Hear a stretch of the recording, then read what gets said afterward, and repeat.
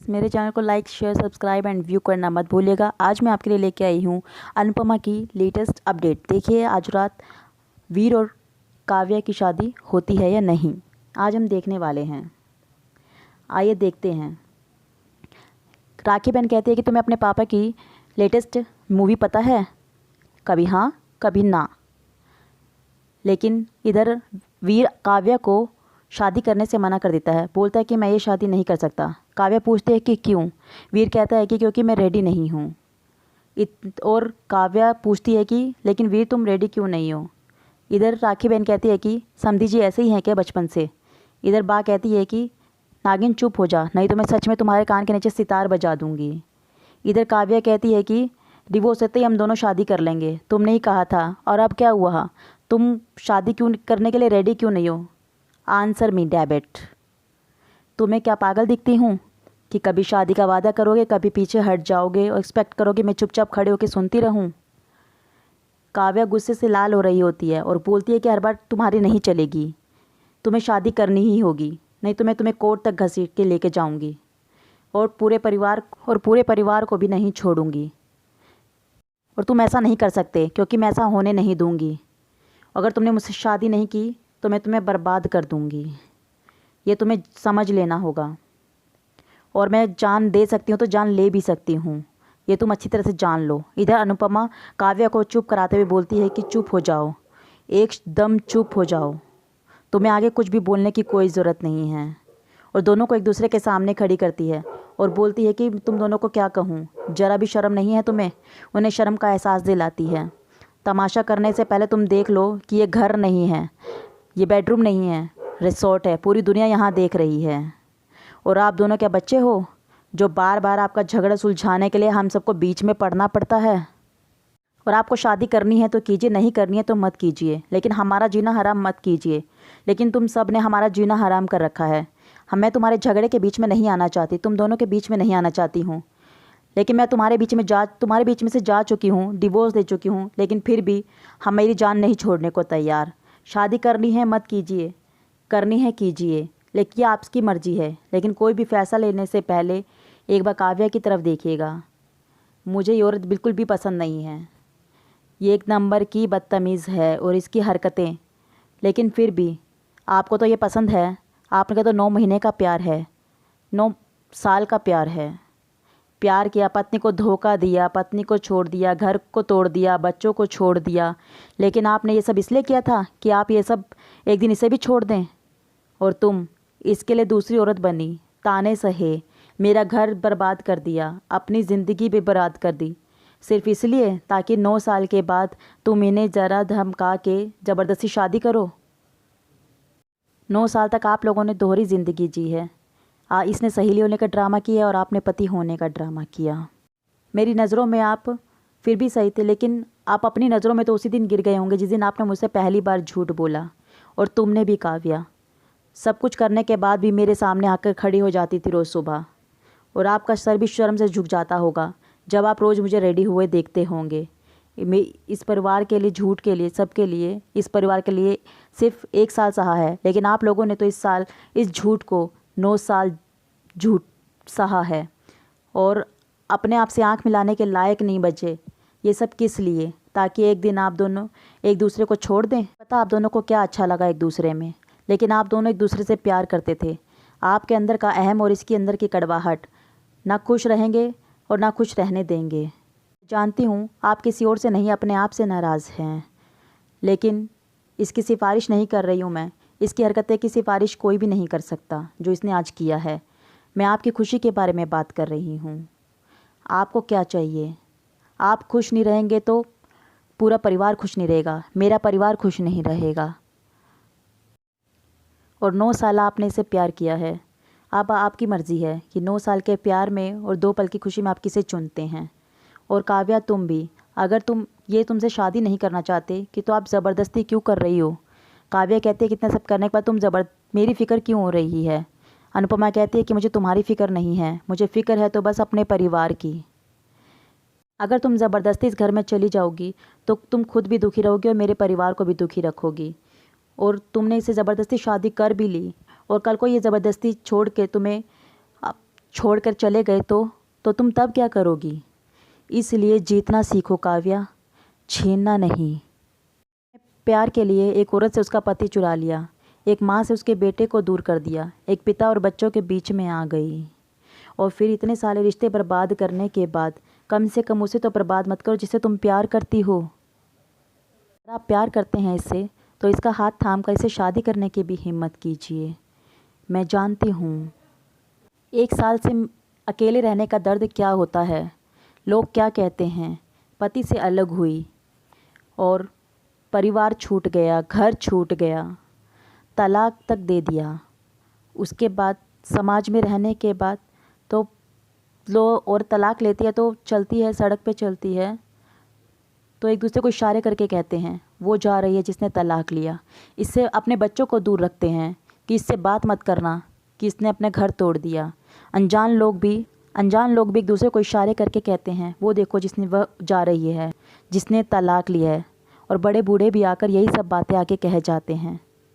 फिर आकर औरत को यही सिखाया जाता है कि मौत हो जाए तो चलेगा लेकिन तलाक नहीं होना चाहिए। फिर भी मैंने तलाक लिया, लेकिन ज़िंदगी में आगे बढ़ना कितना ही मुश्किल हो, लेकिन मैं आगे बढ़ना चाहती हूँ।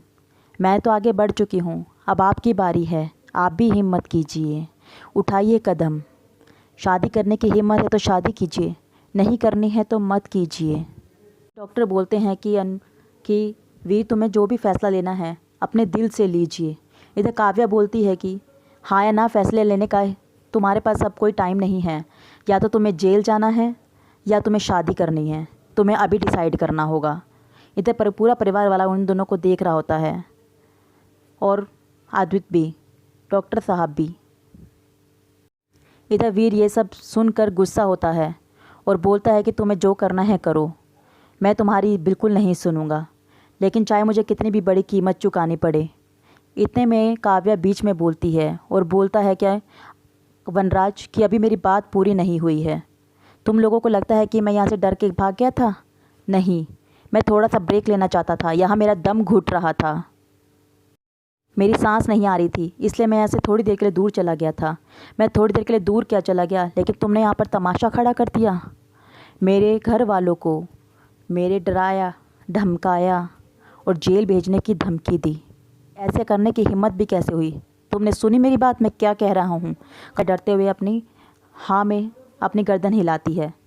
और इधर राखी बहन बोलती है कि सॉरी काव्या, तुम नई समधन बनने वाली थी, लेकिन ऐसा कुछ भी नहीं हुआ। राखी बहन पंडित जी को बोलती है, पंडित जी अब आपको जाना होगा, सॉरी ये शादी नहीं होगी, लेकिन आपकी दक्षिणा आपको मिल जाएगी। पंडित जी ये सब सुन रहे होते हैं और जाने की तैयारी ही करते हैं। इतने में वनराज बोलता है कि पंडित जी आपको कहीं जाने की ज़रूरत नहीं है।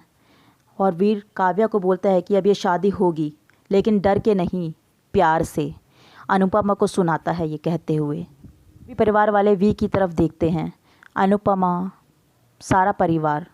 और इधर फिर काव्या का हाथ पकड़ वीर मंडप की ओर चल देता है और सारे परिवार वाले अपने अपने कमरों की तरफ। और वीर ये सब बोलते हुए काव्या का हाथ पकड़कर उसको मंडप की ओर ले जा रहा होता है और अनुपमा अपने बाहर की तरफ चली जाती है और पूरे परिवार वाले अपने कमरे की तरफ चले जाते हैं। और पंडित जी काव्या और वनराज की शादी करवा रहा होता है। दोनों की रस्में होती हैं शादी की, दोनों जयमाला करते हैं आपस में। और वनराज फिर पंडित जी रस्में पूरी ही करवा रहे होते हैं और फिर वनराज काव्या को मंगलसूत्र पहनाता है और फिर मांग में सिंदूर भरता है। और इधर परिवार वाले दुखी हो रहे होते हैं, सभी दुखी मन से अपने कमरे में बैठे होते हैं। शादी होती है, काव्या तो बहुत खुश होती है, लेकिन वीर इतना खुश नहीं होता। लेकिन फिर भी काव्या से शादी करता है और शादी पूरी हो जाती है। और पंडित जी बोलते हैं कि आप लोगों का विवाह संपन्न हुआ, आज से आप दोनों पति पत्नी हुए। और काव्या कहती है कि वी हमारी शादी हो गई है, कॉन्ग्रेचुलेशंस। और मंडप से नीचे उतर आते हैं। इधर राखी बहन भी उन दोनों को कॉन्ग्रेचुलेट करती है और बोलती है कि लोग अपनी शादी में इतना ड्रामा नहीं करते जितना आप लोगों ने फेरे लेने तक किया है, और बधाई देती है और अपना बोलती है कि अपना रिहर्सल गृहस्थी ऐसी चलती रहे। और अनुपमा बोलती है कि हमारे यहाँ शादी के बाद एक छोटी सी रस्म होती है मंदिर में, मैंने सारी तैयारियां कर रखी होती हैं। इधर अनुपमा जा रही होती है तो उसे एक ऑरेंज कैंडी दिखती है। उसे एहसास होता है कि ये मेरे बाबूजी की है, लेकिन और पलट के देखती है कि बाबूजी आ गए होते हैं। इधर अनुपमा भी अब बाबूजी से मिलने जाती है। उधर वीर भी बाबूजी को देखता है। दोनों भागे हुए बाबूजी के पैर छूते हैं और दोनों ने एक साथ गृह प्रवेश किया है। वीर बाबूजी को कहता है कि बाबूजी, आपके बिना मैं बिल्कुल अकेला पड़ गया था, लेकिन अब तू अकेला नहीं है। तुम्हें ऐसे अकेले नहीं आना चाहिए। किसी को साथी जो बनाया है और उस साथी के साथ ही आना चाहिए आशीर्वाद लेने। तो वीर वापस काव्या के पास चला जाता है। इधर राखी बहन बोलती है कि नई बहू से पहले पुरानी बहू का गृह प्रवेश हो गया, सब कुछ नया सा है। उधर बाबूजी अनुपमा से मिलते हैं, बोलते हैं कि कैसी है मेरी बेटी। और अनुपमा कहती है कि मैं आपसे नाराज़ हूँ, आने में इतना टाइम क्यों लगा दिया, आप आता तो मैं जल्दी आ जाता। बाबूजी कहते हैं, अनुपमा कहती है कि हाँ जानती हूँ। आप ठीक तो हैं ना? अब ठीक हो गया हूँ। बाबूजी बोलते हैं, तुम्हें जो देख लिया है मेरी बेटी को। देर से आया हूँ लेकिन आ गया हूँ। अब तुम चिंता मत करो, अब सिर्फ पिता का आशीर्वाद तेरे साथ था, अब पिता भी तेरे साथ है। राखी बहन बोलती है कि सारा आशीर्वाद पुरानी बहू को दे देंगे क्या? नई बहू के लिए भी कुछ बचा के रखिए। और बा को भी बोलती है, नई बहू पहली बार घर पर आई है, इसका वेलकम कीजिए, आरती की थाली लेके आइए, कलश रखिए, गृह प्रवेश करवाइए। वही उनसे बात कहिए जो हर सास अपने बहू कहती है, दूधो नहाओ फूदो फलो, और मुझे जल्दी से दादी बना दो। ओ नो मिशा, ये भी इरादा है कि मतलब तोशी का 25 साल के बाद छोटा भाई या बहन में आने वाले हैं। वीर गुस्सा हो जाता है और राखी को चुप कराता है और बा को बोलती है कि बहू को आशीर्वाद दीजिए, कुछ तो करिए। लेकिन बाप कहती है कि बहू मानती तो आशीर्वाद भी देती और गृह प्रवेश भी करवाती। मैं काव्या को अपनी बहू नहीं मानती हूँ। बा कहती है कि 1 घंटा पहले मुझे जेल भिजवाने वाली थी, मैं इसकी पोस्टमैन आ जाए लेकिन काव्या की आरती नहीं करूँगी। वाले एपिसोड में देखिए क्या काव्या को पूरे परिवार वाले स्वीकारते हैं या नहीं। बने रहिए लेटेस्ट अपडेट के साथ हमारे साथ।